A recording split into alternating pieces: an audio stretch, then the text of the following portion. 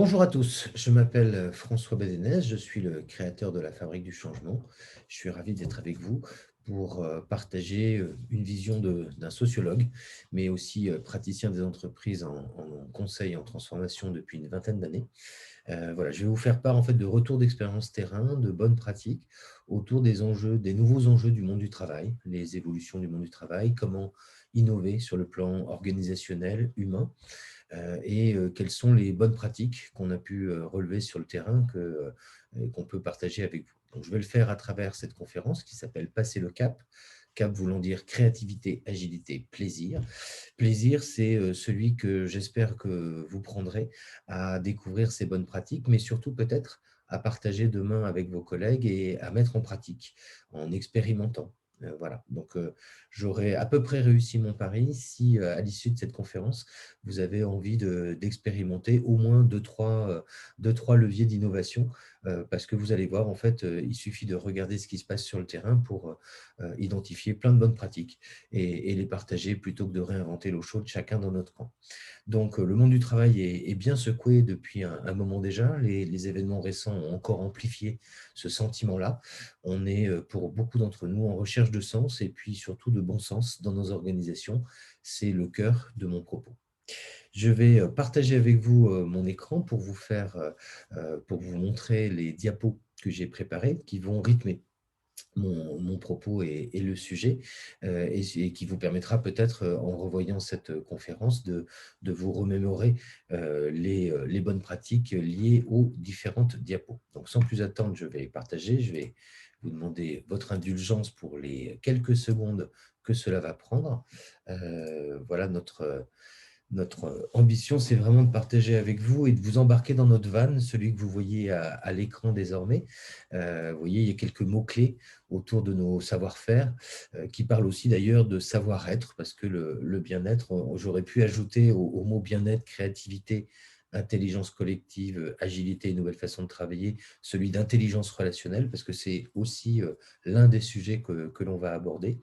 Et en tout cas, soyez sûr que dans notre van, en empruntant ce van, vous allez, je l'espère, découvrir des choses inspirantes que vous pourriez pratiquer.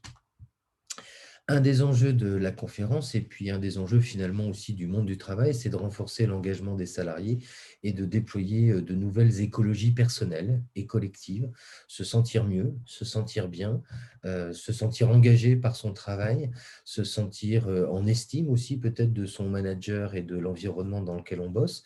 Donc il y a des enjeux qui sont liés à des vieux sujets, hein, comme la qualité de vie au travail, la prévention des risques psychosociaux, et puis des enjeux qui sont tout simplement liés au levier d'innovation. Qu'est-ce qui fait qu'aujourd'hui, des salariés ont envie de donner le meilleur d'eux-mêmes dans leur organisation respective? Quels sont les leviers de motivation qu'on peut mettre en œuvre et quelles sont les façons de travailler qui leur permettent d'avoir une patate de forain et de se sentir super bien? Mon intervention sera rythmée par quelques citations que je vous laisserai découvrir au fil de l'eau, que je ne vous commenterai pas forcément, mais ça, c'est notre façon à nous aussi de communiquer autour des enjeux de transformation et le fait de faire le pas de côté, d'avoir un ton un peu inspiré par la pop culture, par exemple, ou par des citations de grands penseurs, c'est aussi une façon de montrer que pour communiquer sur les enjeux de transition et de transformation, il ne faut pas hésiter justement à avoir un ton un petit peu décalé. Et nous, en tout cas, on pense vraiment qu'il y a des enjeux autour du marketing interne et de la communication interne pour accompagner des démarches de changement et que ce sont voilà, des facteurs clés de succès pour les démarches de changement que d'avoir un bon niveau de communication. Beaucoup de managers, de dirigeants, de salariés, beaucoup d'entre nous, tout simplement, se sentent aujourd'hui perdus, perdus dans la transition, lost in transition. Petit clin d'œil à l'excellent film Lost in Translation avec Bill Murray. Et ces cadres-là qui sont avec leur parapluie, leur petite mallette, se sentent sans doute un peu paumés par une vision d'avenir un peu perturbée, pour le moins. Et ce sentiment-là, il n'est pas spécialement nouveau.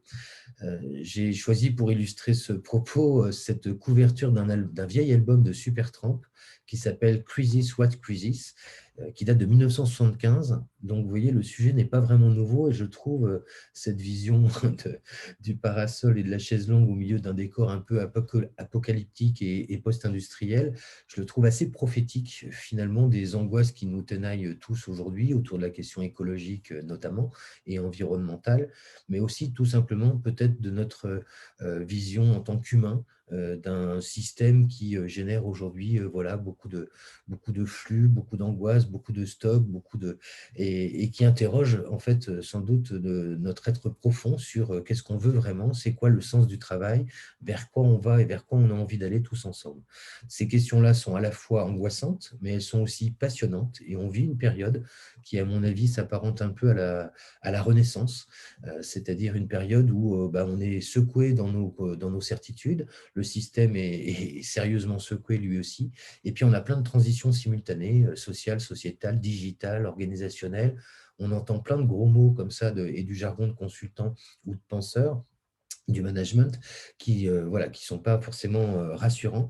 Et nous, ce qu'on vous propose, c'est d'embrasser une vision systémique de la complexité. Ça peut paraître un peu conceptuel comme ça, mais en fait, quand on a déjà fait dans sa tête le deuil de la crise et qu'on a compris qu'on n'est pas dans une crise, mais dans un changement de cycle profond, ça va déjà un petit peu mieux. Vous voyez, moi, la crise, je suis né en 66, ça fait 35 ans que je travaille et 35 ans que j'en entends parler, à peu près dans les mêmes termes. Donc, il est peut-être temps de passer à autre chose et de réinventer le monde du travail de demain.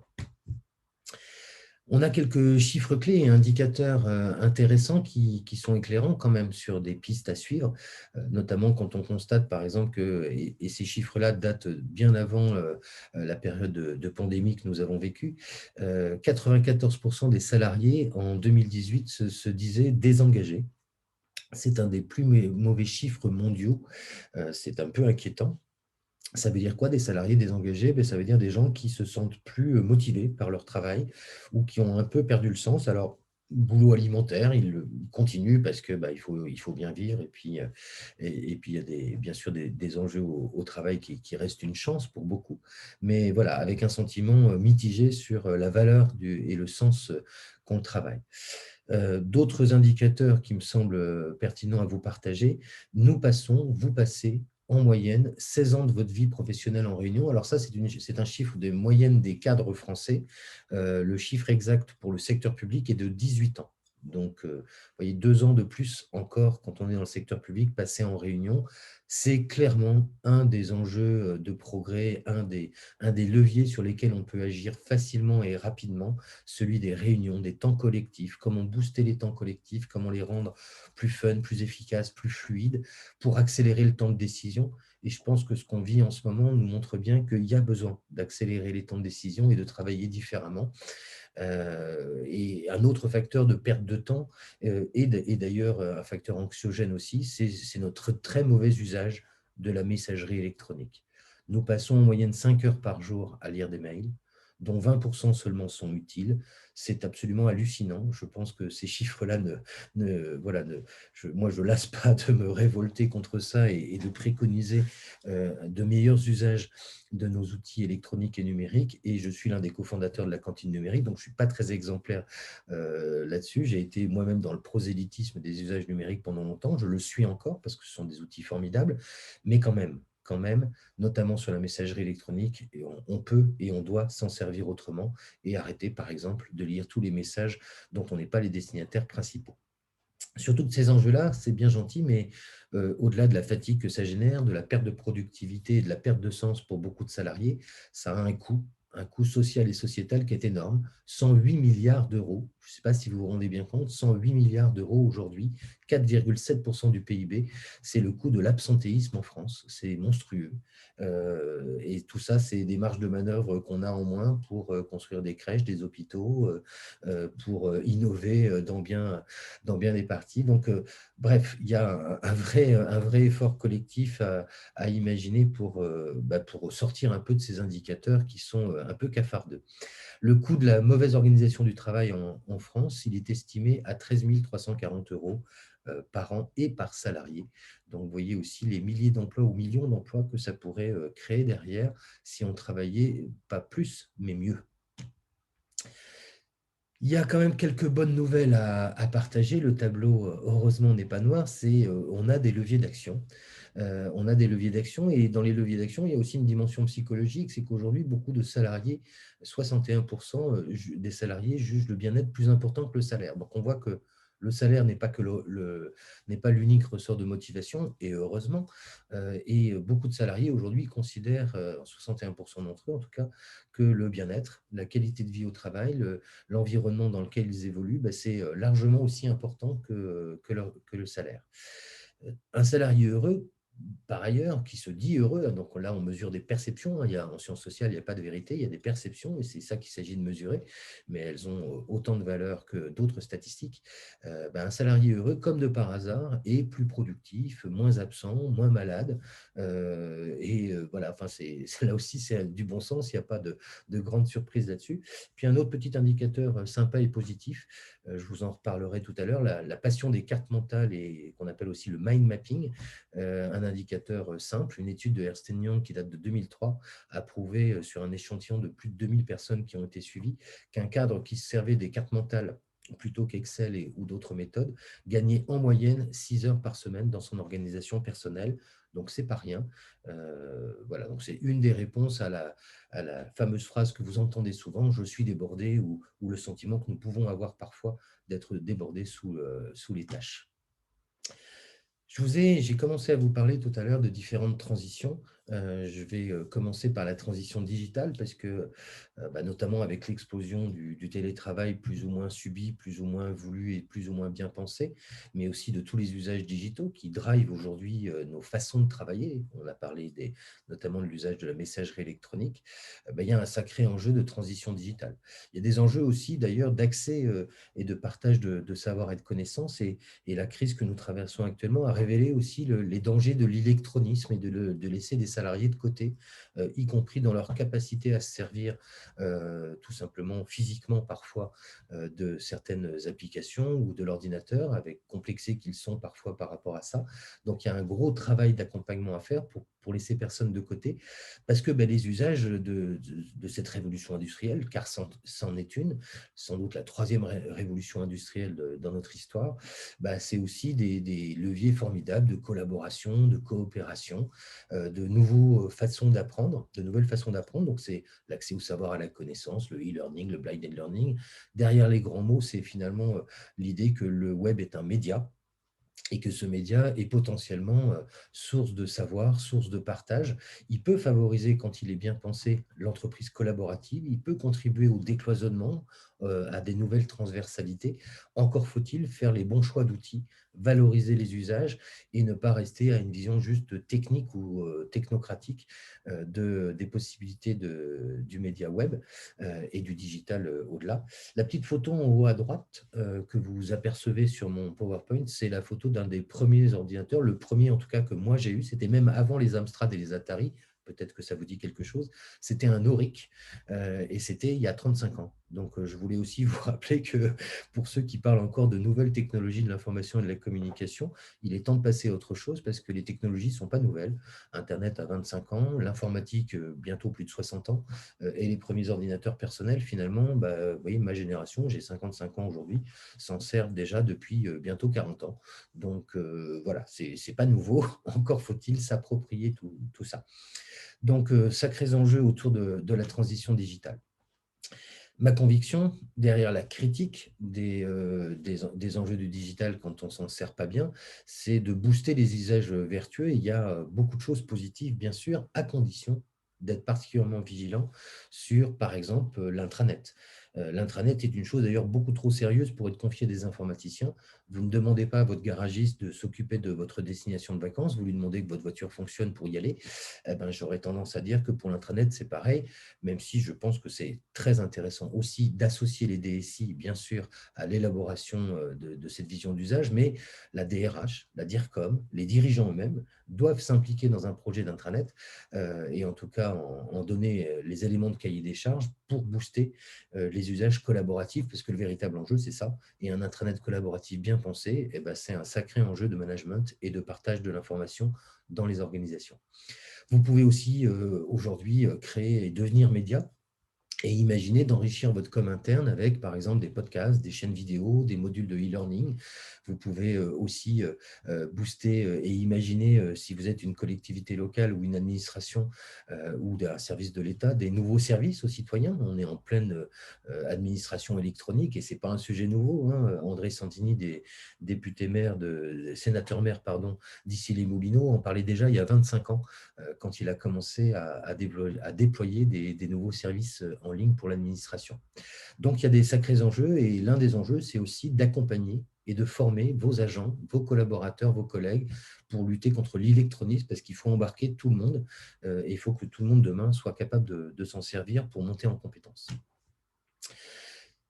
Une petite critique quand même forte du digital. Attention, attention dans nos tribus, dans nos rapports aux autres aujourd'hui, à ne pas aller dans l'excès. Les courbes sont assez affolantes sur l'usage de l'électronique, notamment chez les enfants et chez les adolescents. Donc là, j'ai mis un peu sous forme de blague un petit dessin, mais je vous invite, si vous voulez en savoir plus, à consulter et à retrouver peut-être l'excellent dossier de Télérama paru de mémoire en novembre 2019 ou octobre 2019, qui s'appelait « Ils vont payer l'addiction » et qui nous montre qu'aujourd'hui, notamment aux États-Unis, on commence à avoir un peu de recul et des études épidémiologiques intéressantes. Ils nous montrent que les enfants de moins de 5 ans ont perdu 50% de capacité cognitive, 50% de capacité d'apprentissage, tellement ils passent de temps devant les écrans et ils sont abrutis par les écrans. Je pense que certains adultes feraient bien aussi de se poser certaines questions. Je me la suis posée moi-même après avoir été pas du tout exemplaire pendant longtemps. Aujourd'hui, je suis en plein digital détox et je réfléchis à un meilleur équilibre, tout simplement, de mes usages digitaux. Finalement, c'est ça, c'est peut-être cette nuance-là qu'il faut apporter, tout en se disant que le numérique, c'est super pour plein de choses, mais que voilà, il est temps aussi de retrouver de la sociabilité et des usages plus raisonnables. Si tu vois tout en gris, déplace l'éléphant, je vous le cite quand même parce que j'adore cette citation. Et quand des collègues vous opposent des arguments pour vous dire que ce que vous proposez ne va pas être possible, invitez-les à déplacer l'éléphant de temps en temps parce qu'on est dans un pays qui voit un peu trop tout en gris et qui manage beaucoup de choses par le risque au lieu de voir des opportunités. Alors, dans notre pédagogie du changement, là, je vous montre cette photo pour vous faire, j'espère, sourire, dans nos codes, nous, de communication au sein des artisans du changement. Alors, les artisans du changement, c'est un collectif que j'ai eu le plaisir de co-créer il y a quelques années avec d'autres consultants, formateurs et talents variés pour accompagner le changement. Nous, on s'amuse beaucoup. Vous voyez, on a des pilules du changement, on a une bombe anti-râleur. Voilà, on essaye de lever un peu les gens qui se sentent blasés de façon un peu chronique ou qui nous opposent toujours les mêmes arguments de c'est pas possible, etc. Donc voilà, ça rejoint ce que je vous disais tout à l'heure sur la communication, parce que tout simplement, le changement, ça ne va pas de soi. Ça ne va pas de soi et cette courbe que vous avez à l'écran, c'est une courbe inspirée des travaux de Kubler-Ross, qui est très proche de la courbe du deuil, que vous connaissez peut-être aussi. Et d'ailleurs, cette courbe, on l'a vu beaucoup circuler aussi pendant les débuts de la pandémie, autour de notre capacité d'acceptation de l'incertitude et d'acceptation de la situation. Donc, dans le changement, et quand on propose à des collaborateurs, par exemple, un plan de transformation, on a souvent d'abord une phase de déni, de colère, de non-acceptation. Enfin, en tout cas, il y a un peu une révolte parce que, ouais, on est un peu choqué. Voilà, surtout si on n'éclaire pas le sens du changement, c'est assez légitime de l'interroger et de se poser les questions de sa pertinence. Et puis viennent ensuite des phases de négociation, des phases un peu de déprime aussi, parce que pas évident, hein, ces changements qui sont parfois, notamment quand ils sont trop brutaux. Mais ce en quoi je veux vous rassurer, c'est qu'après ces phases-là un peu difficiles, viennent des phases d'acceptation. Et la phase d'acceptation et d'intégration du changement, elle est d'autant plus pertinente et accélérée que vous lancez des expérimentations. Donc ça, j'y reviendrai tout à l'heure dans les facteurs clés de succès. Mais en gros, dans les choses à retenir, c'est pour convaincre et vaincre un peu les réticences de certains, eh bien, il faut lancer le plus possible des expérimentations tout en assumant et en revendiquant le droit à l'erreur, le droit à l'expérimentation. Son corollaire indispensable, c'est vraiment la notion de droit à l'erreur. On a le droit de se planter, on expérimente, on apprend en marchant et on apprend collectivement. Nous sommes dans des organisations, alors ce que je vous montre là est un peu caricatural évidemment et le trait est un peu forcé, mais je retrouve encore beaucoup de situations et beaucoup d'organismes, notamment dans le public, avec des chefs à 5 plumes, des niveaux hiérarchiques complexes, des organigrammes difficiles à lire et interpréter. Une petite statistique intéressante, les 20 entreprises qui se développent le plus rapidement au monde ces 20 dernières années n'ont pas plus de 5 niveaux hiérarchiques. Dans la plupart des grandes entreprises françaises ou dans le secteur public, on est entre 10 et 13 niveaux hiérarchiques. Voilà, ça c'est dit. Et on a trop souvent une vision un peu auto-centrée des chefs à 5 plumes sur une posture finalement à adopter, qui est sans doute liée aussi à notre contexte d'éducation, hein, c'est-à-dire la peur de se tromper, la peur d'être jugé, la compétition entre les enfants, etc., qu'on retrouve après dans le monde du travail finalement avec des gens qui ne veulent pas partager forcément l'information parce qu'ils estiment que l'information c'est leur pouvoir, qui ne sont pas forcément dans une logique de facilitation ou d'aide et de solidarité avec les collègues ou leurs collaborateurs, parce que voilà, je suis chef, donc c'est moi qui dis. Bref, on a vraiment des progrès collectifs pour faire respirer nos organisations avec des organigrammes qui tiennent plus compte de la diversité, des intelligences multiples. Ça, ce sont des notions sur lesquelles je reviendrai tout à l'heure, mais je pense que vous savez et que vous comprenez à quoi je fais allusion. Il y a dans plein d'organisations ce qu'on appelle des zèbres, des hauts profils intellectuels, mais il n'y a pas forcément besoin d'ailleurs d'être des HPI. Le plus important, c'est surtout de reconnaître le management par la diversité et qu'on a tous plusieurs talents et que ça serait dommage de ne pas favoriser l'émergence de ces talents et l'alchimie de ces talents dans les organisations. Et je pense que d'ailleurs, le job du chef à 5 plumes, c'est de devenir un alchimiste des talents des autres, y compris ceux qu'il n'a pas lui-même. Finalement, accepter cette idée que le rôle du manager demain, c'est peut-être d'être un metteur en scène de l'intelligence collective, plus que juste un contrôleur, un donneur d'ordre, etc. C'est déjà, je pense, avoir fait un bon progrès vers les voies fertiles de l'innovation organisationnelle. D'autant plus que alors ce diagramme date d'il y a 8 ans maintenant. Ça avait été publié par l'Organisation mondiale de la santé sur une vision anticipée des compétences à avoir en 2020. 2020, on y était, on n'y est plus tout à fait, mais en tout cas, les années 2020 seront très vraisemblablement marquées par de nouvelles compétences, et notamment des compétences relationnelles. Il faut devenir en fait de bons généralistes, des gens polyvalents, et aujourd'hui, l'expertise technique ou l'expertise métier ne suffit plus, notamment pas pour les cadres. Et ce qu'on leur demande finalement, c'est d'être des experts en management, des experts en relations, des experts en capacité d'embarquement des équipes et des projets. Donc, ça veut dire de la gestion de l'humain, ça veut dire de l'intelligence émotionnelle, ça veut dire aussi de l'intelligence relationnelle et la capacité à embarquer les collaborateurs. Bonne nouvelle, tout ça se travaille. Voilà, il n'y a pas de défaut rédhibitoire. On peut changer, oui, bien sûr. Bien sûr qu'on garde longtemps des défauts et des démons internes, mais pour autant, la bonne nouvelle, c'est que tout ça se travaille et peut se travailler notamment en équipe pour adopter des nouvelles façons de travailler ensemble.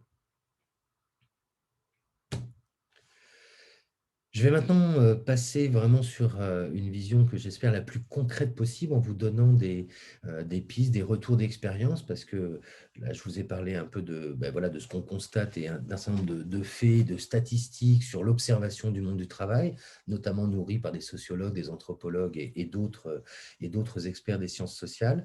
La bonne nouvelle, je vous le disais déjà tout à l'heure, c'est qu'il y a plein de bonnes pratiques dont on peut s'inspirer. C'est celle que je vais partager maintenant avec vous. Beaucoup d'organisations, et notamment dans le secteur public, mais aussi les grandes entreprises, finalement, qu'on soit public ou privé, ce qui est déterminant comme facteur d'inertie, c'est la taille. Plus je suis gros, plus je génère structurellement du dysfonctionnement et de l'inertie, sauf si j'ai réussi à quitter un peu cette vision du porte-avions. Alors, les porte-avions, ils ne vont pas être mis en question du jour au lendemain. Il ne s'agit pas de fragmenter ou d'éclater les services publics, par exemple, mais plutôt d'imaginer comment, au sein même de structures importantes, on peut faire descendre par moment du porte-avions des petits zodiacs, ceux que vous voyez à droite, pour aller explorer de nouveaux archipels de transformation, explorer, expérimenter des nouvelles façons de travailler peut-être, et assumer le fait que peut-être tout ne va pas se mettre en place au sein d'une entité au même rythme, et qu'on peut lancer des expérimentations dans tel service ou dans telle direction pour voir ce que ça donne et puis ensuite essaimer les bonnes pratiques quand ça marche. En tout cas, nous, le conseil qu'on vous donne, surtout si vous êtes ou si vous vous sentez aujourd'hui sur un porte-avions, c'est voilà, de ne pas vouloir tout faire d'un coup pour tout le monde parce que ça ne marche pas. Il n'y aura pas de grand soir de la conduite du changement, mais bien d'imaginer comment on peut lancer ces petits zodiacs et ces petits bateaux pour explorer des nouveaux territoires d'innovation visant à être plus agile, à développer de ce qu'on appelle l'innovation frugale, c'est-à-dire finalement du bon sens, hein, imaginez. Et d'ailleurs, la crise et les crises systémiques que nous vivons ces dernières années ont aussi donné lieu à beaucoup de bonnes pratiques et à beaucoup de choses intéressantes qui sont remontées du bateau, du terrain, pour les porte-avions qui ont su à temps explorer des nouveaux territoires. Une autre image que je vous donne pour se marrer un peu, mais qui marche bien, je vous le disais tout à l'heure, j'insistais pas mal sur les réunions. Je pense que c'est l'un des premiers leviers sur lesquels il faut agir très concrètement dans le public, parce que près de la moitié de sa vie professionnelle en réunion, c'est juste odieux. Et en plus, il y a vraiment moyen de faire mieux. Alors, mon propos n'est pas de vous dire qu'il ne faut plus faire du tout de réunions. Bien sûr, au contraire, on a besoin de se réunir, on a besoin de sociabilité, on a besoin de partager. Et d'ailleurs, un projet réussi, c'est d'abord et avant tout des réunions réussies avec des managers de projet qui savent embarquer les autres. Un projet réussi, ce n'est pas un tableau Excel croisé dynamique. C'est des gens, des hommes et des femmes qui ont envie ou pas de faire quelque chose ensemble. Et ce envie de faire quelque chose ensemble, il se traduit aussi par des temps collectifs où on doit partager, faire un point de où on en est sur les tâches, etc. etc. Et ces temps-là, pour les réussir, il faut faire un pas de côté. Et nous, on a lancé un programme pour un peu sous forme de clin d'œil, vous voyez, petite référence encore à la pop culture, le programme R2D2, dont l'objectif essentiel est de diviser le temps passé en réunion par deux pour accélérer les décisions par deux. Et là-dessus, il y a des petits guides. Alors, petit clin d'œil à nos amis du WorkLab, qui ont eu la bonne idée de faire deux livres très intéressants que je vous recommande vivement. Si vous devez commencer à vous interroger sur vos réunions, commencez peut-être par lire les très bonnes fiches pratiques qui sont proposées par le WorkLab, notamment le guide de survie des réunions à distance, sachant qu'il y a avant ce guide de survie des réunions à distance qui est ô combien d'actualité, il y avait déjà le kit de survie aux réunions tout court, pour nous inciter à faire des temps collectifs mieux facilités et plus opérationnels. Donc ça, voilà des premières pistes. Déjà, travailler en interne et essayer de comprendre aujourd'hui comment avoir des nouveaux leviers sur vos réunions. Voilà, il y a plein de ressources pédagogiques là-dessus, plein d'exemples terrain. On en reparlera un peu. Un deuxième facteur qui nous bouffe beaucoup de temps, et vous le vivez au quotidien, ce sont les procédures, et notamment les procédures inutiles. Alors, il n'est pas dans mon propos de vous dire qu'il ne faut pas de procédure.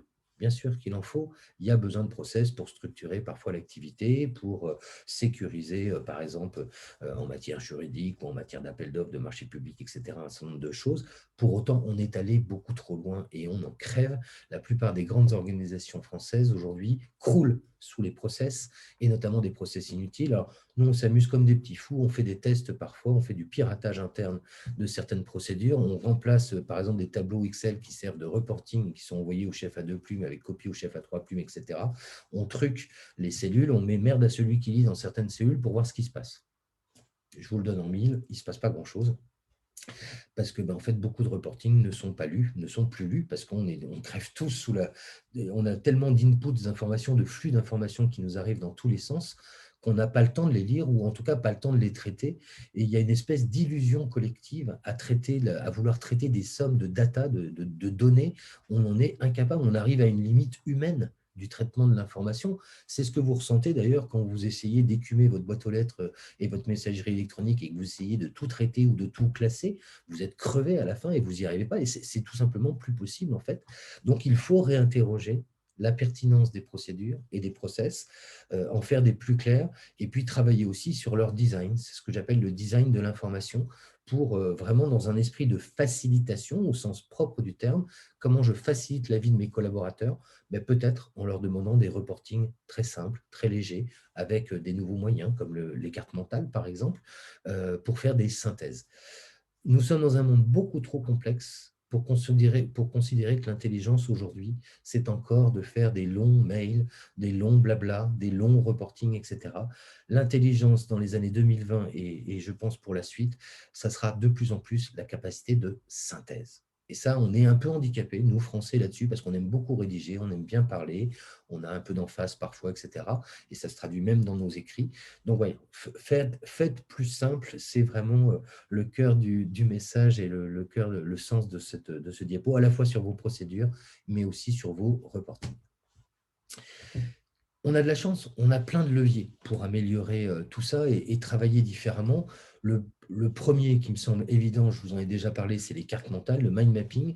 Là, je vous en parle d'autant plus volontiers que je suis pratiquant moi-même depuis une vingtaine d'années, absolument passionné. Je considère que ça a changé ma vie parce que j'avais plein de trucs dans le cerveau en permanence, le petit hamster qui tourne dans sa roue et des tâches à faire, des inquiétudes parfois sur ce qu'on ne fait pas, le besoin aussi de libérer ma créativité en posant des concepts sur le papier. Et les cartes mentales, de ce point de vue-là, c'est le meilleur des deux mondes, parce que c'est à la fois très opérationnel pour manager des projets, très opérationnel pour partager de l'information avec de la visualisation en équipe. Plus de 98% des gens ont une mémoire visuelle. Ça, c'est les neurosciences aujourd'hui qui nous le prouvent et qui nous l'apportent. Donc, voilà, il faut se servir des ressources du management visuel. Il y a plein de techniques différentes. Je voudrais vous parler du mind mapping, que je vous conseille vivement. Et puis là, j'ai mis un exemple, une capture d'écran prise d'un outil en ligne gratuit qui s'appelle Trello, qui permet de travailler en agilité, en créant des colonnes et en déplaçant. Alors, quand c'est sur un mur dans votre bureau, ça va être des post-it. Là, c'est des post-it virtuels, mais c'est des petits outils d'organisation et de management de projet qui marchent du feu de Dieu parce qu'ils sont extrêmement simples et parce qu'ils sont visuels. Donc, de grâce, saisissez-vous des ressorts possibles et des leviers du management visuel pour travailler différemment. C'est un des premiers trucs faciles à mettre en place. Il faut se former, par contre, bien sûr, mais ça tombe bien. On a en France plein de gens qui peuvent vous former et vous accompagner autour de ces enjeux pour mettre en place dans vos services et dans vos directions des nouvelles façons de travailler et de conduire les projets. Et surtout, de grâce, sortez de la culture Excel. On n'en peut plus. Excel, ça a été créé en 1983 par des comptables pour manier des chiffres. Ça n'a jamais été conçu pour écrire des procédures, manager des projets, etc. Ça nous enferme au sens littéral dans des cases. Alors déjà, les managers s'appellent des cadres en France et en plus, ils sont enfermés dans des cases. Excel, ça fait beaucoup. Pour un monde complexe et systémique, ça fait trop. Donc voilà, libérez votre créativité, libérez votre vision avec le management visuel. Cette petite diapo est plutôt conçue pour un temps d'atelier où on invite à ce moment-là de la conférence les gens et les participants à échanger. Je l'ai laissé pour vous inciter tout simplement aussi à vous dire qu'autour des pratiques que vous pourriez mettre en place après cette conférence ou que vous avez déjà peut-être mis en place, je ne peux que vous inciter à plus les partager en interne, peut-être à créer un blog ou à une petite communauté sur un réseau social interne. En tout cas, n'hésitez pas à partager vos pratiques, à vous inspirer de celles des autres et tout ce qui converge vers ça, vers ce partage, que ce soit votre réseau social d'entreprise ou des ateliers de co-développement que vous pourriez mettre en place, je vous en reparlerai après, favorise les bonnes pratiques parce que voilà, c'est un peu couillon de réinventer l'eau chaude en permanence alors que souvent le collègue d'à côté ou la collectivité d'à côté ou le service d'à côté a déjà fait des choses bien qui peuvent nous inspirer. Dans les choses qui peuvent nous inspirer, je ne saurais trop vous recommander d'aller vers la notion de facilitation. Alors, de quoi est-ce que je parle quand je parle de facilitation? La facilitation, c'est un ensemble de méthodes, mais aussi de postures qui visent à faciliter le travail, votre propre travail, mais aussi celui de vos collègues. Donc, le facilitateur, en fait, il s'est formé au management visuel, il s'est formé aux techniques et aux méthodes de facilitation et d'animation de temps collectif, booster les réunions, savoir organiser des événements aussi à forte valeur ajoutée, comme des marathons créatifs, des simplificatons, des forums ouverts, que sais-je encore. Le facilitateur a une boîte à outils assez riche et il a une boîte aussi à outils de savoir-être. C'est-à-dire sa posture est là vraiment pour aider les collègues en solidarité, les stimuler, débloquer parfois certains projets. Donc là-dessus, il y a plein de choses à faire aussi et des bonnes pratiques, notamment, je vous parlerai tout à l'heure de l'espace 574 de la SNCF, qui est un espace d'accélération de projet. Bref, le facilitateur peut intervenir dans plusieurs secteurs. Et, et après, il y a un travail de communication. Donc, nous, on a mis en place et on accompagne régulièrement de la création et l'animation de communautés de facilitateurs jusqu'à les rendre autonomes, bien sûr, puisque l'objectif, c'est clair, c'est que cette communauté de facilitateurs soit autonome, n'ait pas besoin de consultants en interne par la suite pour aider les collègues, planifier des événements récurrents et réguliers, des rituels collectifs pour aider les autres. Et ça s'appelle parfois les ambassadeurs du changement. Alors, voilà, selon les entreprises et les cultures d'entreprise ou de secteur, on va les appeler différemment. Le truc à retenir, c'est que tous sont des facilitateurs et puis après, on peut marketer la démarche, par exemple en les appelant ambassadeurs du changement, pour faire comprendre aux collègues de quoi on parle. En tout cas, nous, on y croit beaucoup et les entreprises qui ont le mieux réussi leur transformation ces 10 dernières années sont celles qui ont irrigué en interne des communautés de facilitateurs qui se sont développées progressivement. Et puis un jour, il n'y aura plus besoin de communauté de facilitateurs parce que tout le monde sera devenu facilitateur en ayant intégré ces nouvelles pratiques de travail. On peut rêver.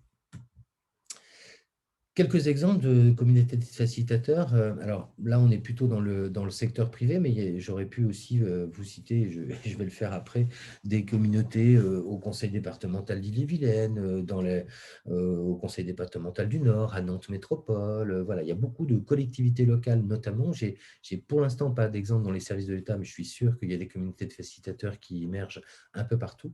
Et là, ces trois communautés, ben, c'est vous voyez, respectivement chez les meubles Gauthier, le groupe ERAM et à la SNCF. Au groupe ERAM, la communauté BIPEPS a été constituée au départ d'une quarantaine de managers volontaires de la ligne managériale, en fait, voilà, qui a voulu se former elle-même pour être exemplaire avant d'aller essaimer auprès de leurs collaborateurs et de créer d'autres communautés qui ont émergé avec cette idée vraiment d'accélérer les projets et de faciliter la vie des collègues. À la SNCF, on a beaucoup aimé l'approche de la direction des systèmes d'information voyageurs, qui est basée à Nantes, vous voyez, qui a marketé sa démarche des ambassadeurs du digital. Donc ça, c'était intéressant. Donc là, on est dans un public d'informaticiens. Certains facilitateurs ont fait l'effort de se former à plein de choses. Vous voyez les badges de cette jeune femme qui a fait l'effort de se former au design thinking, à la facilitation graphique, aux ateliers de co-développement, à la méthode 365, réunion dynamique. Bref, ils ont un peu gamifié la démarche pour motiver les collaborateurs à se former. Et surtout, ce que j'ai bien aimé, cette affiche, la Wanted, elle a été mise en place dans les ascenseurs, dans les cantines, dans les espaces publics où les collègues cheminots de la SNCF pouvaient la voir. Et j'aime beaucoup ce slogan, ambassadrice du digital, son seul crime, vouloir vous aider. Vous voyez, c'est très concret et ça, pour moi, c'est au cœur de la philosophie des facilitateurs. Ils sont là pour aider les autres, aider les collègues, débloquer des situations, etc. Chez Gauthier, Meubles Gauthier, très belle entreprise qui vend des meubles, des mobiliers en bois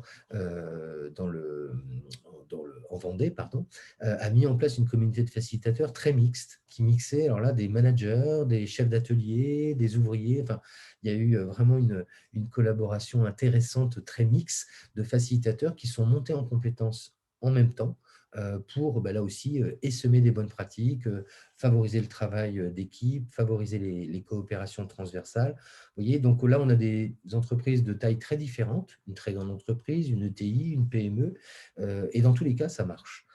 Ça marche parce que ça a été plutôt bien pensé, bien mené. Ça ne veut pas dire que tout est rose et que tout est simple. Bien sûr qu'il y a aussi des échecs, mais au final, aujourd'hui, ils ne reviendraient pas en arrière et leur communauté de facilitateurs fonctionne toujours. Je peux témoigner de la part de beaucoup de clients de la pertinence des ateliers de co-développement. Vous avez peut-être entendu parler du codev.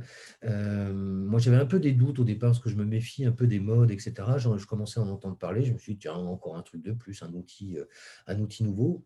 Je trouve qu'en l'occurrence, tous les retours que j'ai sont très positifs. Les ateliers de co-développement, c'est une façon d'animer en fait une réunion alors, avec 6 à 10 collaborateurs et l'idée, en fait, là aussi, c'est de faciliter des projets ou décanter des problématiques.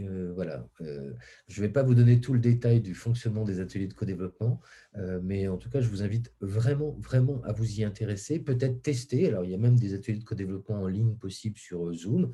En présentiel, c'est encore mieux, bien sûr, quand on pourra le faire.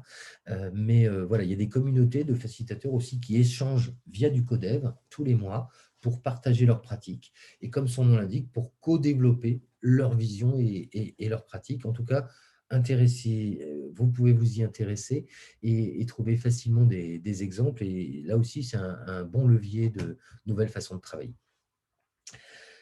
Je ne saurais trop vous recommander d'innover dans vos formats de rencontres et d'échanges. J'ai parlé tout à l'heure du rôle des facilitateurs pour booster des temps collectifs. Vous voyez, on est au cœur là, du sujet.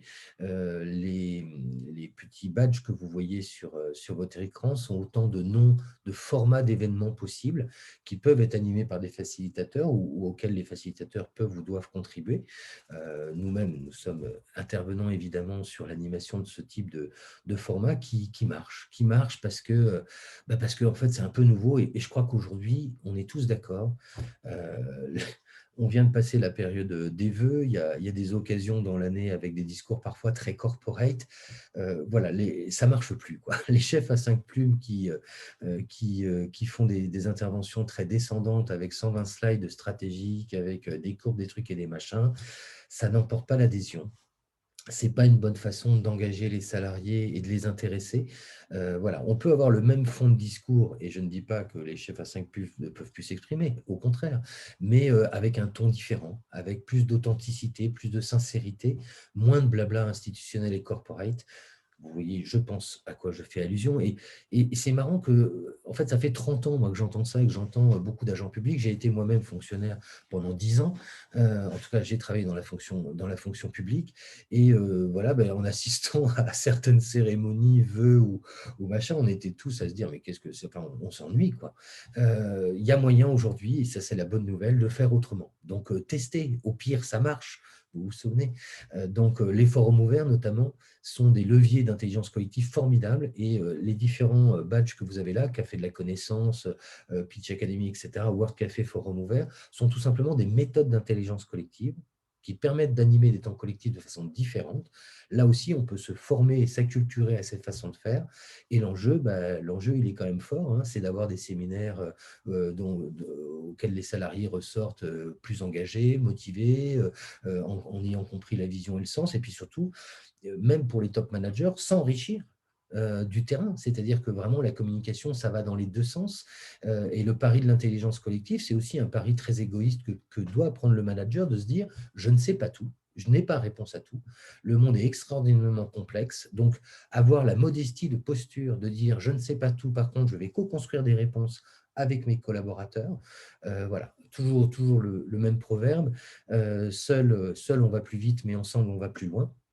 Et je pense vraiment qu'aujourd'hui, voilà, ces formats d'événements et ces réflexes-là doivent driver les temps collectifs dans les organisations au risque de continuer à s'ennuyer et de perdre beaucoup de temps.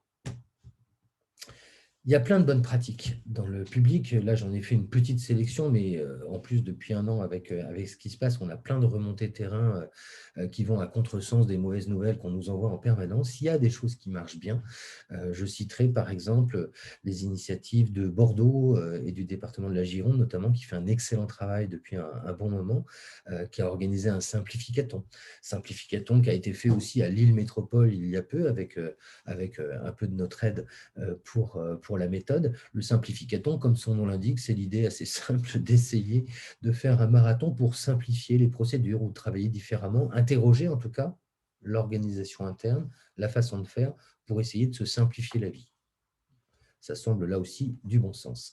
On a vu émerger un peu partout sur les territoires des design labs. Alors, vous avez peut-être entendu parler de ce concept de design des politiques publiques, c'est-à-dire là aussi ramener un peu du bon sens, arrêter de penser à la place des citoyens et des administrés et co-construire avec eux des réponses. Je pense que dans le contexte qu'on vient de vivre, le design thinking devrait nous inspirer, devrait même peut-être devenir un peu obligatoire pour co-construire des réponses plutôt que de penser à la place des gens ou penser dans une vision un peu jacobine. Voilà, on sait qu'aujourd'hui, ça ne marche plus et que finalement, le vrai enjeu peut-être demain du pouvoir central, c'est de devenir un metteur en scène de l'intelligence collective, de nous aider à révéler toutes les bonnes pratiques pour inspirer tout le monde.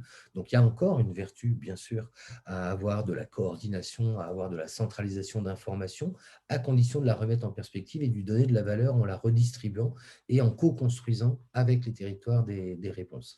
Le labo M21 de Gironde travaille aussi sur des nouveaux indicateurs de BIB, bonheur intérieur brut. Et ça, je trouve que c'est à la fois innovant et assez passionnant. Et si finalement le travail des élus et des administrations, c'était de participer au bien-être de la population? Un truc de dingue. Je pense que c'est possible et il me semble d'ailleurs que c'est un peu les vertus qu'on attend, nous, en tant que citoyens, finalement, de contribuer à notre bien-être et à l'épanouissement. La Fabrique 59 dans le Nord est une autre initiative intéressante, en plus bien marketée par les gens qui le lancent. Bien marketée, c'est pour moi pas péjoratif, au contraire, ça veut dire qu'ils ont bien communiqué et bien adapté des messages à des cibles en interne pour pas que voilà, les gens se disent « Oh là là, mais c'est pas pour moi, je ne suis pas concerné, je n'ai pas les capacités, etc. » Donc un gros effort de formation via une fabrique qui est à la fois un lieu, une salle de créativité, mais surtout une démarche un peu globale de rénovation et de transformation, en l'occurrence du département des Hauts-de-France. Il y a beaucoup d'initiatives d'ailleurs qui viennent de départements. Alors peut-être qu'il se trouve que nous, on a eu la chance d'en accompagner quelques-uns et qu'on les a un peu plus vus, mais je vous signale aussi l'excellent travail qui a été conduit depuis 5 ans au conseil départemental d'Ille-et-Vilaine. On a eu la chance immense de les accompagner sur un gros forum ouvert avec plus de 800 agents publics. C'était il y a 4 ans. De ce forum ouvert, il y avait un livre blanc qui est l'un des livrables d'un forum ouvert, un livre blanc d'actions, donc 12 actions ciblées à mettre en œuvre. Ça fait 3 ans qu'ils les mettent en œuvre avec des vrais bons résultats. Ils avaient la modestie de ne pas vouloir communiquer avant d'avoir fait. Ben là, ils ont fait plein de choses et je vous invite à suivre ce qui a été fait par la délégation à la transformation du conseil départemental d'Ille-et-Vilaine. Par exemple, sur le télétravail, ils avaient 3 ans d'avance et ils ont été appelés pratiquement par tous les départements français au mois de mars 2020 pour savoir comment ils avaient fait, comment ils avaient déployé et quelles leçons ils en tiraient et comment ils pouvaient aider. Donc voilà, je trouve ça intéressant. Et comme de par hasard, cette délégation à la transformation, sachez-le, intègre à la fois la DRH, la DIRCOM, mais aussi la DSI, et les a obligés à vraiment travailler ensemble pour moderniser le système d'information interne. Ça aussi, c'est vraiment intéressant. La porte du changement ne peut s'ouvrir que de l'intérieur. Il y aurait plein de choses à dire là-dessus, mais on est convaincu à la Fabrique du changement que derrière les démarches de changement, il y a aussi une appropriation individuelle, le fameux « je change, nous changeons », c'est-à-dire avant la transformation collective, il y a aussi un temps d'acculturation personnelle et de transformation personnelle qui n'est pas forcément évident, sur lesquels on peut être accompagné là aussi. Mais voilà, avoir cette prise de conscience-là que je dois contribuer moi aussi et faire ma part dans la transformation collective, c'est déjà pédagogiquement avoir fait une partie du chemin. Dans la qualité de vie au travail, qu'est-ce qu'on retient?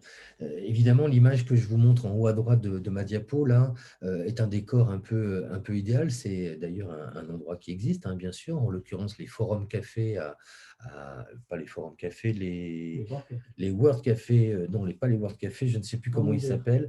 C'est un lieu à Paris dont je vous retrouverai le nom, qui est très bien décoré et l'attention en tout cas mise par les uns et par les autres à redécorer, à redesigner les salles de réunion pour en faire des vrais lieux de créativité, des lieux d'émergence collective, c'est important et c'est souvent très simple. Il n'y a pas de fatalité à ce que le mobilier soit gris, beige ou moche. On peut travailler autrement, on peut aller chiner dans une brocante pour trouver des objets qui ont une âme et donner une âme à notre salle. On peut aussi acheter des œuvres locales à des jeunes artistes locaux en circuit court, avec en plus la possibilité de défiscaliser pour donner une âme au lieu.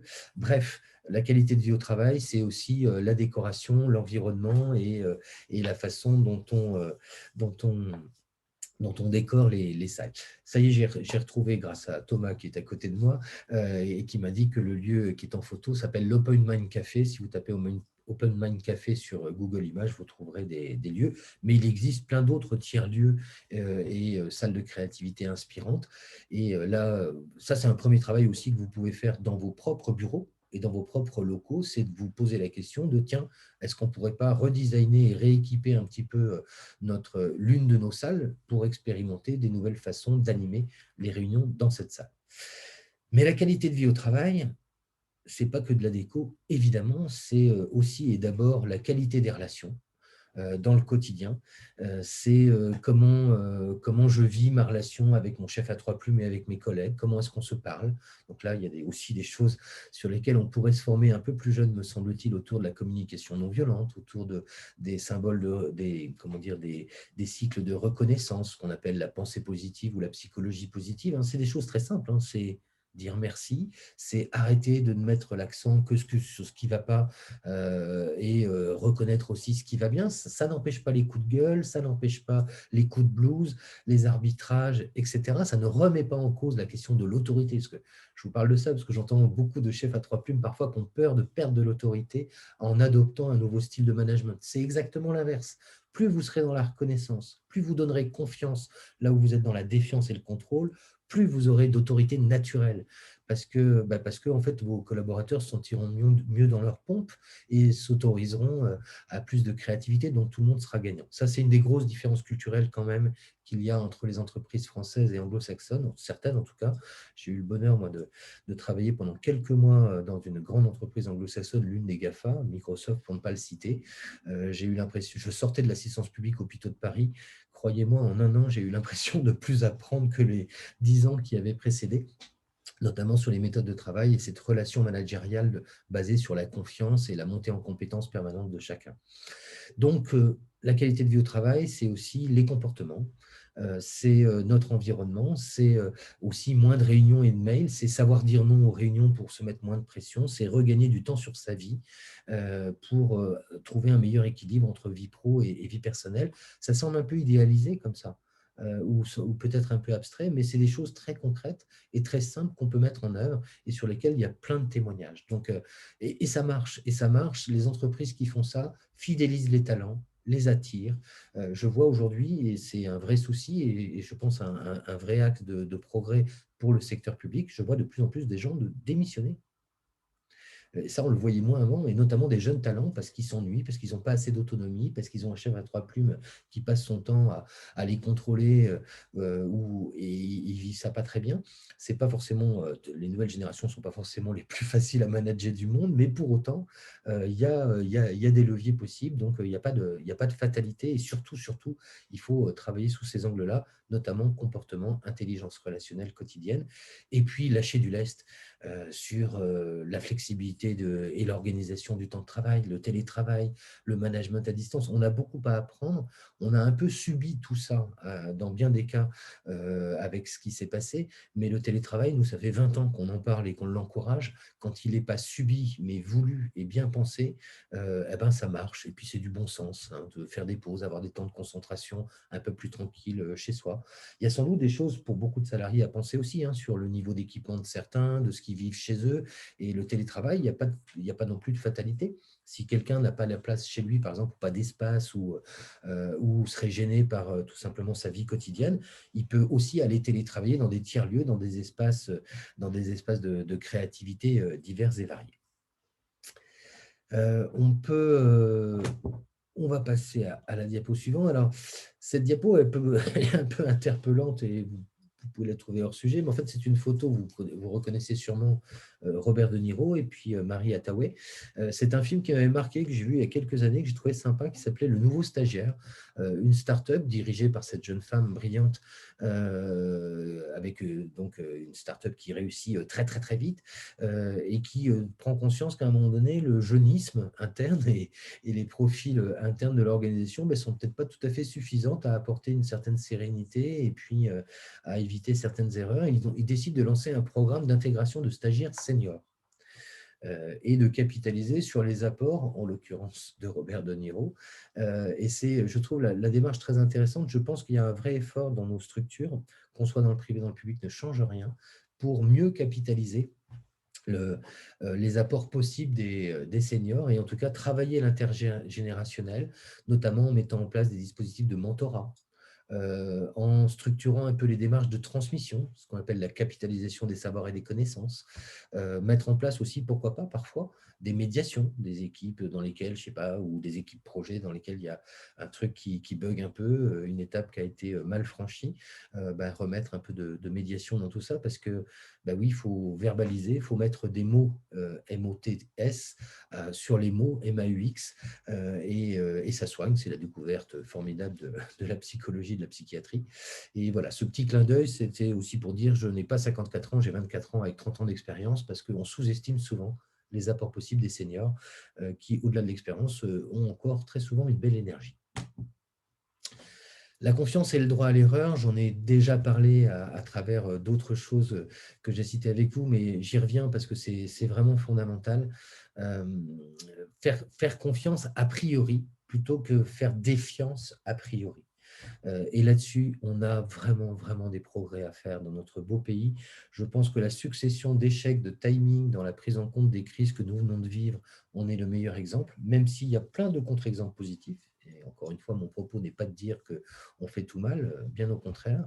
Mais pour autant, on voit bien quand même les limites de la bureaucratie aujourd'hui et de l'accumulation de strates bureaucratiques, d'un état d'esprit en fait même. C'est même pas la bureaucratie seulement en termes de process, etc. C'est l'état d'esprit où a priori c'est toujours compliqué. On présente des projets, j'ai encore plein d'exemples récents que je ne citerai pas par charité d'âme, où on présente des choses et où on a quelqu'un en face qui regarde d'abord ce qui ne va pas marcher et au lieu de nous encourager ou de féliciter le côté, comment dire, innovant ou volontariste d'une démarche, on va tout de suite regarder ce qui ne marche pas. Donc, on est dans une culture du management par le risque. Je pense que c'est lié là aussi à notre système éducatif, mais un petit peu au-delà. J'en veux beaucoup à Descartes, moi, personnellement. Et je pense qu'aujourd'hui, on n'a pas les bons codes sociaux et l'ADN même mental de pensée, et ça, c'est très culturel, pour être confronté à la complexité du monde actuel. Donc, on est dans un monde d'hyper-experts, voilà, très cloisonné. Et en plus, on pense même que le plaisir, non, c'est pas bien, c'est pas bon. Alors ça, je ne sais pas si ça vient de notre culture judéo-chrétienne où la culpabilisation permanente fait que le plaisir, oulala, mon Dieu. Mais pour autant, moi, ce que je constate, et il n'y a pas besoin d'aller dans les startups pour ça, ce que je constate, c'est que les services ou les directions dans lesquelles il y a du plaisir et un plaisir apparent à collaborer ensemble, du jeu parfois, etc., oui, ça renforce l'engagement des salariés, bien évidemment. Le confiance, et ça passe notamment par la confiance vs le contrôle. Arrêtez de contrôler, de vouloir tout contrôler a priori tout le temps, que ce soit au niveau juridique, technique, machin, etc. On en crève. On en crève et croyez-moi, les 20 entreprises qui se développent le plus rapidement au monde ou les services publics les plus efficaces du monde, qui sont en Scandinavie en l'occurrence, ils ne sont pas dans cette culture-là. Ça ne veut pas dire qu'il ne faut pas de contrôle, ça ne veut pas dire qu'il ne faut pas de juriste, etc. pour encadrer un certain nombre de choses, mais c'est une question de volume, c'est une question de gabegie. Là, aujourd'hui, quand on est dans un pays où il y a 40% de bullshit jobs, d'après les études des sociologues, c'est-à-dire de jobs qui sont plus orientés qui ne sont pas orientés directement sur la productivité, la créativité ou les leviers d'innovation, mais plus sur le contrôle, voilà, ça stérilise la créativité de tout le monde au final. Donc, je ne peux que vous encourager à aller vers de l'expérimentation, favoriser, encourager l'expérimentation en assumant le fait que peut-être on va se planter. Et donc, le corollaire indispensable de la confiance et l'expérimentation, c'est le droit à l'erreur. Sinon, on restera dans la situation dans laquelle on est déjà aujourd'hui, avec un niveau d'autocensure hallucinant, c'est-à-dire je ne fais pas parce que j'ai peur de me faire taper dessus ou j'ai peur de prendre des initiatives. Et je vois trop de talents gâchés dans les organisations, trop de gens qui ont appris tout simplement à se taire ou qui ont été un peu découragés des initiatives qu'ils peuvent prendre. Je trouve ça vraiment dommage. Et tout ça a un coût social et sociétal qui est quand même assez hallucinant. Donc, il faut passer à autre chose. Ce changement de culture passera aussi très certainement par un changement de programme pédagogique dans les grandes écoles françaises ou à l'université pour la formation des élites, si on ne veut pas qu'elles deviennent des pseudo-élites. Un des facteurs sur lesquels peut s'appuyer un manager de nouvelle génération, Alors quand je dis une nouvelle génération, c'est tout simplement un manager qui a envie de progresser dans son poste et peut-être redéfinir un peu le périmètre de ce qu'on attend aujourd'hui d'un manager. Nous, on parle de manager facilitateur. Un des autres leviers, disais-je, eh bien, c'est la symétrie des attentions. C'est vraiment se dire, je fais aussi attention et je prends autant soin de mon salarié et de mes collaborateurs que l'attention que je porte à mes clients. Et ça, c'est ce qu'on appelle aussi l'expérience collaborateur. Et tout ça concourt bien sûr à la marque employeur. Et la marque employeur n'est pas une construction communicante de regarder comme il fait beau chez nous, peindre un mur en verre et afficher ses valeurs à l'entrée sans avoir travaillé sur le fond, c'est-à-dire la formation des gens. Ben, ça ne marche pas. D'ailleurs, je constate moi que plus les valeurs, en général, la taille de la typo des valeurs affichées à l'entrée est inversement proportionnelle à l'inertie réelle vécue en interne. C'est un petit clin d'œil un peu méchant, mais il y a du vrai. La symétrie des attentions, c'est porter attention à ses collaborateurs pour fidéliser les talents, se poser la question, par exemple, de comment est-ce qu'on les accueille. Donc, vous voyez, sur l'image, là, il y a en bas à gauche, il y avait marqué Bienvenue Marine. Marine est une jeune alternante que nous avons recrutée il y a quelques mois. Et on essaye, nous-mêmes, après avoir fait pas mal d'erreurs dans des recrutements passés, dont on a tiré des leçons, aujourd'hui vraiment de faire sentir aux salariés qui arrivent que on est content de l'accueillir, qu'il va être bien chez nous et qu'on va tout faire en tout cas pour qu'il se sente bien chez nous. C'est une façon de fidéliser les talents. Le petit maître Yoda, là, c'est pas juste un code de code culture, de culture pop, pardon. C'est aussi, il est le gardien du gong et on fait sonner le gong quand on partage des bonnes nouvelles. Alors ça, c'est quelque chose qu'on voit beaucoup dans le secteur du numérique, dans les startups ou des plus grosses boîtes du numérique. Il y a souvent une cloche pour célébrer les bonnes nouvelles. C'est tout con, tout bête. C'est pour ça que ça marche. Avoir une cloche ou quelque chose, en tout cas, qu'on peut faire sonner pour partager des bonnes nouvelles, ça participe d'une ambiance. Et là aussi, on a mis ça en place dans certains services, notamment des directions RH, et ça marche, ça fait du bien, ça stimule, c'est des petits, ça peut sembler un peu gadget, c'est évidemment pas suffisant tout seul, mais ça participe d'une façon générale. Le tableau que vous voyez, c'est un mur agile, c'est un peu en symétrie de ce que je vous ai montré tout à l'heure, l'outil qui s'appelait Trello, je ne sais pas si vous vous souvenez, un petit peu plus tôt dans mon intervention. Trello, c'est l'outil numérique, et ben, nous, on a un grand mur Velleda réascriptible et magnétique, d'ailleurs c'est une société d'Angers qui produit ça au passage, le Made in France a du bon. Et nous, voilà, on fait des réunions, on déplace et on se met au clair sur nos agendas, sur nos tâches, les capitaines projets, etc. de cette façon-là. Je ne vais pas insister très longtemps sur ce slide-là parce que je vous ai déjà assez largement parlé de l'intelligence relationnelle.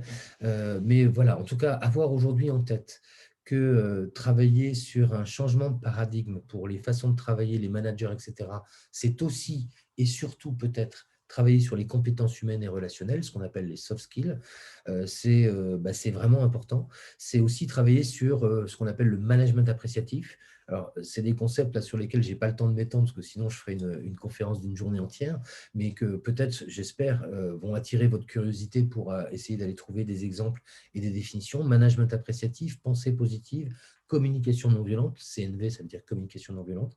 On parle aussi d'intelligence émotionnelle, d'où cette référence au petit film de Pixar sympa sur les émotions. Oui, parce que là aussi, sur les émotions, on a quand même beaucoup de mal. On est un curieux pays latin, en fait, beaucoup plus coincé qu'il ne le pense lui-même. Je pense qu'on est plus coincé que les Belges, par exemple, sur ces dimensions-là. On met un peu sous le tapis les émotions, on a un peu de mal à verbaliser, à mettre des mots. Je pense que c'est des points de progrès et que c'est normal, en tout cas, c'est important qu'un manager développe ces compétences-là et réfléchisse à comment il peut accueillir les émotions de ses collaborateurs ou veiller en tout cas à l'écologie de tout le monde. Il y a des façons de le faire d'ailleurs, et là je vous montre un petit exemple d'un outil d'intelligence collective, un outil d'idéation qu'on utilise et que je vous recommande chaudement, notamment en fin d'année. On l'a refait d'ailleurs avec l'équipe, nous, il n'y a pas longtemps. Ça a été à chaque fois, c'est vraiment très chouette, c'est assez salutaire parce que ça désamorce certains conflits et puis ça permet de remettre en perspective les leviers de motivation de chacun. Ça fonctionne comment? C'est très simple. Imaginez un petit atelier d'1 heure, il ne faut pas être plus de 10 pour cet atelier, idéalement plutôt 5-8 maximum. Et chacun son tour, on va venir mettre sur le poster qui est affiché ses valises et ses ballons. Ces valises, c'est ce qui nous pèse au travail, ce qui nous empêche de bien travailler, c'est le caillou dans la chaussure, c'est le truc à la con parfois, qui fait qu'on n'est pas complètement motivé ou qu'on a un peu d'aigreur. Et à l'inverse, les ballons, c'est ce qui nous motive, c'est ce qui est positif, c'est ce qui fait qu'on est content de venir travailler le matin. Et le fait d'entendre les collègues et son propre manager parler de ça, verbaliser, ah oui, tiens, au fait, c'est quoi, lui, ses sources de motivation et ses leviers et c'est quoi ces valises, ces valises et ces cailloux dans la chaussure, et comment est-ce qu'on peut éventuellement, dans une logique d'amélioration continue, lever certaines valises et lever certains cailloux dans la chaussure, tout simplement parfois en se parlant ou en nouant des nouvelles solidarités et en débloquant des situations. Donc voilà, c'est un petit outil de dialogue qui n'a pas beaucoup de prétention, mais qui est très complémentaire aux entretiens annuels d'évaluation et qui permet en équipe d'écouter tout le monde et d'écouter chacun.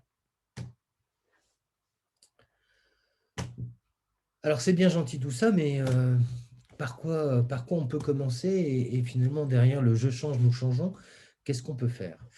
Alors moi, je fais partie de ces gens un peu suractifs, qui ont créé plusieurs boîtes, qui sont toujours sur plein de projets en même temps, avec un petit hamster qui n'arrête pas de tourner, etc. Et j'ai fait 2 burn-out, enfin bref, vous voyez, je suis un peu le couillon de service du cadre à la française qui bossait beaucoup à une époque et qui n'a pas toujours su concilier lui-même sa vie pro et sa vie personnelle. J'y travaille et j'essaie de m'améliorer, et vraiment, s'il y a un truc que j'ai envie de partager avec vous, c'est ma découverte de la méditation pleine conscience. Je m'en veux de ne pas l'avoir mis en place plus tôt. J'avais vu que, par exemple, des grands monsieur comme Steve Jobs, etc., des gens faisaient ça depuis longtemps et que c'était un peu dans leur ADN. Il y a plein de gens bien qui font de la méditation, du yoga ou d'autres formes de relaxation. En tout cas, la méditation de pleine conscience, moi, je peux témoigner, notamment grâce à l'application Petit Bambou, du bien que ça me fait en termes d'énergie, en termes de lucidité. Et je pense notamment dans le contexte dans lequel on est en ce moment, de crise majeure, en termes de relaxation pour redescendre et pour garder de la lucidité et donc des capacités de décision, je peux témoigner que voilà, c'est vraiment efficace et intéressant. Et pourtant, j'en avais une représentation complètement idiote il y a encore 10 ans de oh, c'est un truc de filles, c'est un truc pour les babas, etc., etc. On a des représentations mentales complètement idiotes des techniques de relaxation, y compris parce que culturellement, on n'est pas formé, sensibilisé à ça plus jeune. La méditation pleine conscience, elle est enseignée pour les enfants en Scandinavie dès le CP. Voilà, pour leur faire du bien. Mais il y a d'autres techniques très chouettes comme la cohérence cardiaque, la sophrologie. Alors, la digital detox, ce n'est pas une technique, c'est peut-être une des conséquences de tout le reste, mais en tout cas, la digital detox, c'est aussi se dire à un moment donné, j'arrête de tripoter mes saloperies électroniques, je fais un temps de pause mentale, et puis sur ce qui se dit sur Twitter ou ce qui est passé sur Pinterest, je l'ai loupé, mais on s'en fout un peu, non? Parce qu'en fait, on n'a pas forcément loupé grand-chose et qu'aujourd'hui, il est temps de se réancrer, à aussi laisser un peu son imagination vagabonder. Et de grâce, pour ceux d'entre vous qui ont des enfants, que ce soit les vôtres ou des enfants, ou que vous soyez adulte référent pour d'autres enfants, peu importe, mais laissez-les s'ennuyer. Laissez-les s'ennuyer. C'est fondamental, y compris pour développer leur imagination et leur capacité cognitive. Libérer l'organisation et les énergies, alors par quoi commencer? Parce que alors moi, je parle pas d'entreprise libérée ou de services libérés, c'est une voie possible d'innovation et de transformation, c'est pas la mienne. Et en tout cas, bien avant le concept d'entreprise libérée, on parlait déjà d'innovation managériale, d'innovation organisationnelle, de qualité de vie au travail. Les sujets ne sont pas nouveaux en soi. Ce qu'il y a de positif peut-être, c'est qu'on a de plus en plus de bonnes pratiques et d'exemples sous nos yeux d'entreprises ou d'organisations qui ont réussi grâce à des leviers d'innovation managériale. Et je pense aujourd'hui qu'il y a beaucoup plus à investir dans ces champs-là que dans d'autres champs d'innovation, qu'elles soient technologiques, marketing ou autres. Donc, par quoi est-ce que vous pouvez commencer? Les pilules de changement, comment les diffuser? Je pense que vous ne vous trompez pas si vous commencez déjà par essayer de vous inspirer et de respirer. Ça veut dire quoi? Ça veut dire, par exemple, faire des expéditions pédagogiques et aller voir ailleurs comment ça se passe. Ça veut dire, alors là, vous allez me trouver un peu égoïste, mais ça veut dire, par exemple, participer à un événement comme la Fabrique du Changement qui a lieu sur plein de territoires, mais il y en a d'autres. Il y a d'autres événements inspirants. En tout cas, c'est s'ouvrir, aller voir ailleurs comment ça se passe, aller travailler de temps en temps dans des tiers-lieux, dans des espaces de coworking, s'ouvrir l'esprit, respirer. Ça peut être pour des collectivités locales, des programmes d'échange intercollectivités, animer par exemple des ateliers de co-développement inter-acteurs publics pour partager des pratiques. Ça peut être participer ensemble à certains événements. Bref, s'inspirer et respirer, il y a plein de façons de le faire. Il faut absolument, bien sûr, commencer par travailler sur les réunions et les temps collectifs. J'ai déjà insisté là-dessus, mais j'entends tellement de fonctionnaires et de bonne foi me dire: je suis débordé, je suis sous l'eau, je suis en apnée, je ne sais plus comment traiter mes mails, etc. etc.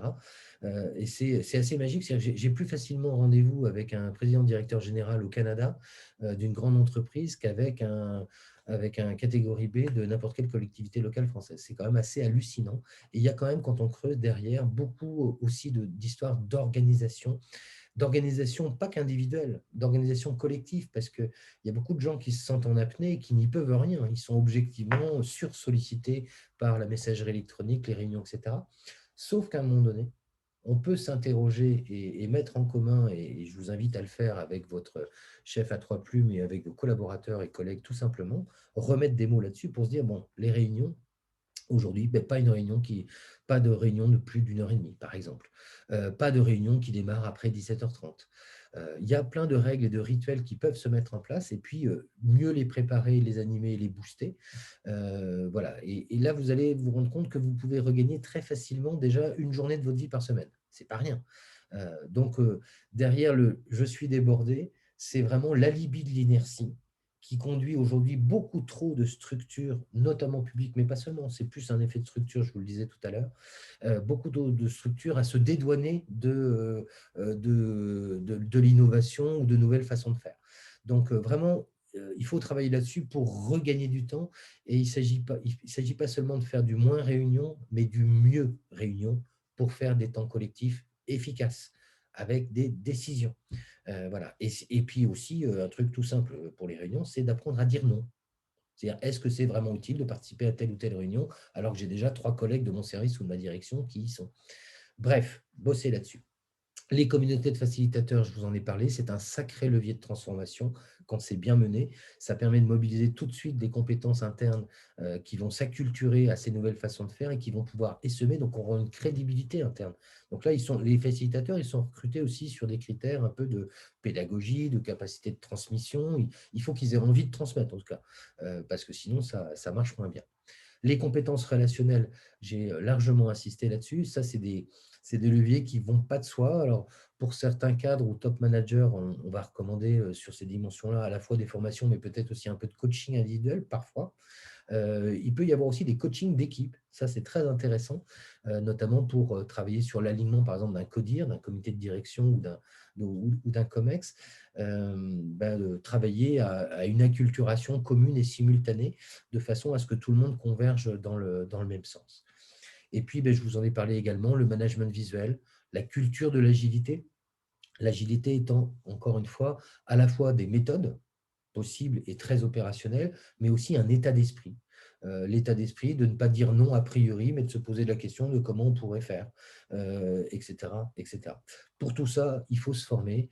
Il n'y a pas 36 voies possibles. Il faut se former, il faut expérimenter, il faut toucher du doigt. Les freins, ils sont essentiellement culturels en réalité. C'est à la fois, donc cette image nous le montre un peu, c'est une vieille image, hein. D'ailleurs c'est un bouquin qui date d'il y a plus de 20 ans, qui s'appelle Le changement, je me marre, voilà, qui interroge un peu le changement et qui se moque allègrement notamment de notre travail. Mais vous voyez, l'autodérision, je pense que c'est aussi une des qualités qu'on peut avoir pour innover. Et nous, ce qu'on entend le plus quand on accompagne des transformations sur le terrain, comme argument pour ne pas y aller, c'est « Ah ben, monsieur Badenès, vous êtes bien gentil, mais nous, on a toujours fait comme ça, hein. » Alors ça, je l'entends beaucoup. On a toujours fait comme ça. OK, so what? Et la difficulté qu'on peut avoir parfois à interroger sa pratique, quoi, de se dire on a toujours fait comme ça, et puis en fait, c'est vrai que ça fait un bon moment que je ne me suis pas demandé à quoi servait ce tampon ou à quoi servait ce reporting. Donc ça, il faut faire un travail collectif là-dessus. Le j'ai pas le temps, donc ça c'est le je suis débordé, hein, j'ai pas le temps, je suis débordé, bien sûr. J'ai le temps par contre de perdre une demi-journée par semaine en réunion ou à lire des mails qui ne servent strictement à rien, mais par contre, j'ai pas le temps d'investir. Le j'ai pas le temps, les amis, je vous le dis vraiment comment je le ressens. si on n'investit pas du temps pour en gagner demain, on ne va jamais s'en sortir, en fait. Donc, ce qui est sûr, c'est si on reste comme aujourd'hui et qu'on n'essaye même pas de transformer, de changer notre rapport au temps et notre organisation personnelle et collective, on s'en sortira jamais. Et là, on va tous aller dans le trou. Donc, ça serait dommage. Donc, le j'ai pas le temps, il faut vraiment essayer de le contourner et de se poser la question de voilà, comment on fonctionne, où est-ce qu'on a des pertes aujourd'hui de temps et puis d'énergie, hein, tout simplement. Un dernier alibi, alors ça, c'est notamment les informaticiens qui me le servent depuis 30 ans. Manque de peau, j'ai quand même aujourd'hui une certaine maturité en informatique et en technique. La sécurité, ça a été l'argument de l'inertie pour justifier, par exemple, le fait de ne pas déployer le télétravail depuis 20 ans dans ce pays, là où tous les autres pays s'y sont mis. Et je constate avec un immense bonheur que ce qui n'était pas possible depuis 20 ans a été possible en quelques semaines ou en quelques mois avec les premiers confinements. Incroyable. Donc là, tous les verrous ont sauté et tout ce qui n'était absolument pas possible pour des raisons de sécurité intérieure, tout d'un coup, le devient. Donc ça s'assouplit.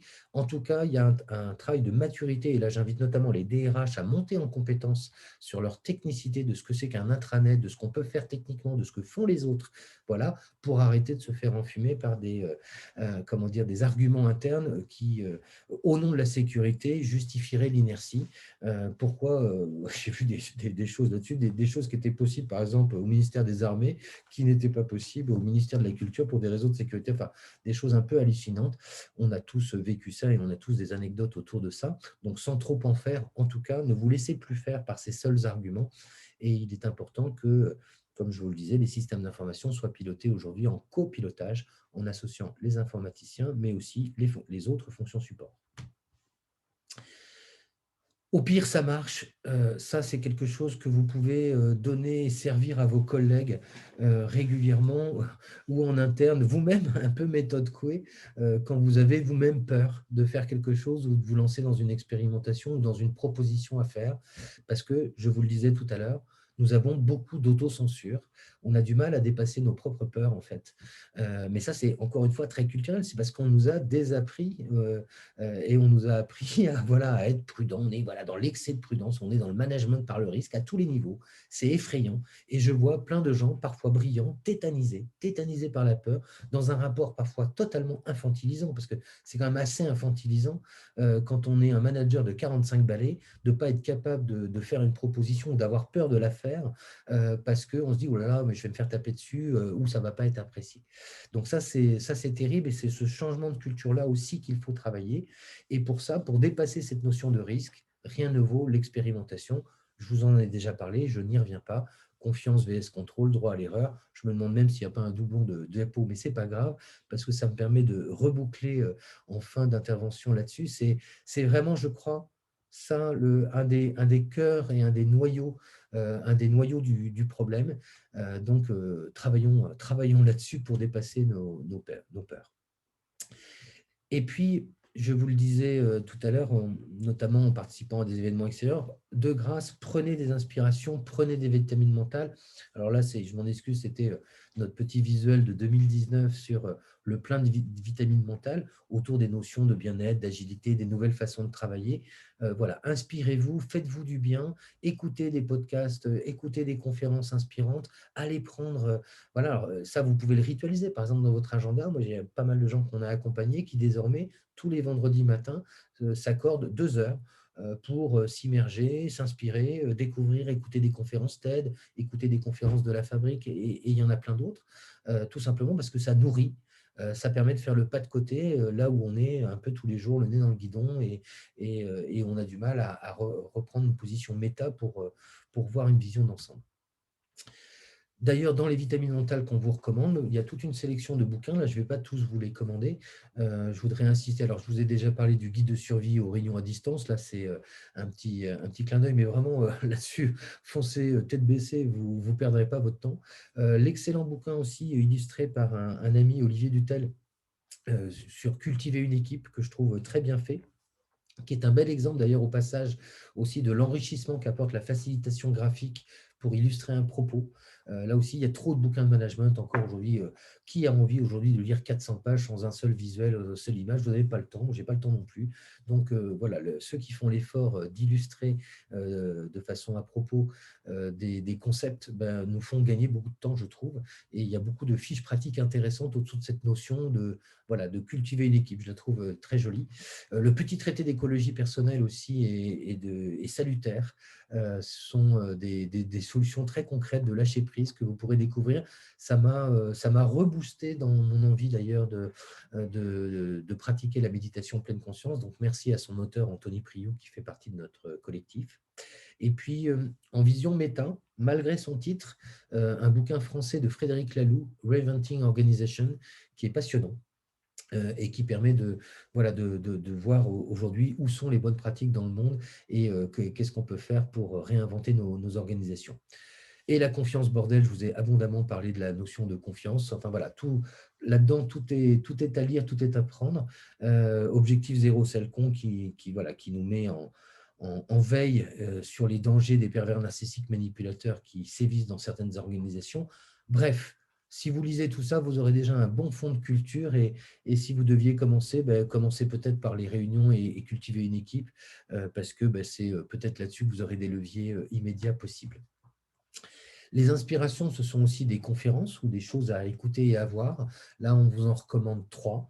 Notre désormais ami Serge Marquis, qui est intervenu plusieurs fois à la Fabrique du Changement, qui est un intellectuel québécois, psychiatre, et un des meilleurs experts mondiaux de la prévention des risques psychosociaux, dont la conférence est en ligne. Il est intervenu en 2017, donc sa conférence s'appelle Sens et reconnaissance. Si vous tapez Sens et reconnaissance, la Fabrique du Changement sur Google, vous trouverez le lien immédiatement. L'école tue la créativité de Sir Ken Robinson, qui nous a quittés il y a à peu près un an. Nous, on en a été très peinés parce que c'est un monsieur très pédagogique, très drôle, de culture anglaise, très subtil et c'était l'un des meilleurs experts mondiaux sur l'innovation pédagogique. Donc, l'école tue la créativité, 20 minutes de bonheur pour comprendre aussi d'où on vient et ce qui se cache comme enjeu finalement derrière beaucoup de choses que j'ai essayé d'évoquer avec vous. Et puis, l'excellente conférence de Jean-Édouard Grézy, le management repensé par l'anthropologie. Voilà, commencer par ces 3-là, c'est même des choses que je vous invite éventuellement à regarder avec des collègues, pourquoi pas, savourer-la peut-être d'abord tout seul, et puis après, ça peut faire l'objet aussi, pourquoi pas, d'une discussion, nous on appelle ça les causeries managériales. On en organise d'ailleurs régulièrement chez nos clients. Voilà, des conférences débats, on s'inspire et puis ensuite on discute pour voir ce que ça nous évoque, pour voir comment on pourrait progresser ensemble. C'est des occasions aussi de débat, tout simplement. La Fabrique du Changement, alors les dates ont changé, on vous informera tout bientôt sur les nouvelles dates. Il y en a partout en France.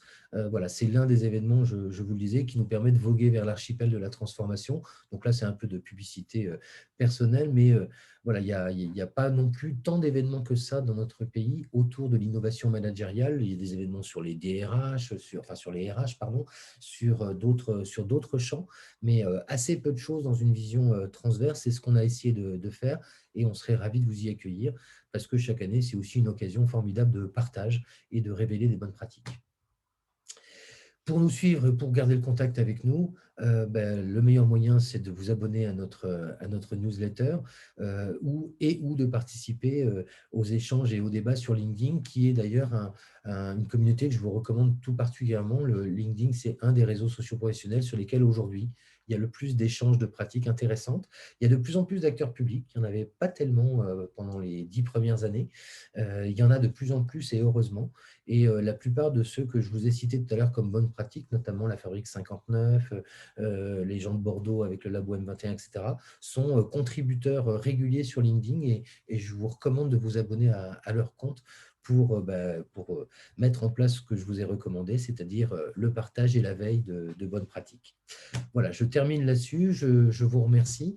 J'espère que ça vous a donné envie au moins d'explorer certains concepts ou certaines pratiques en allant un cran plus loin. L'idée, en tout cas, c'était ça, c'était de vous mettre en appétence, de démythifier peut-être un peu et de déjargonner certains thèmes, et puis de vous montrer surtout que voilà, il y a plein de choses à faire.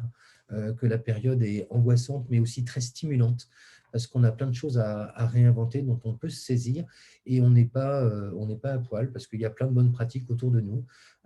Et si on les regarde et qu'on les capitalise, on pourra faire avancer et notamment faire avancer l'administration publique pour demain rendre plein de nouveaux services. Donc, un grand merci de votre attention. Au plaisir peut-être de futurs échanges sur les médias sociaux, notamment LinkedIn ou autres. Et puis, faites attention à vous et faites votre part. Merci beaucoup.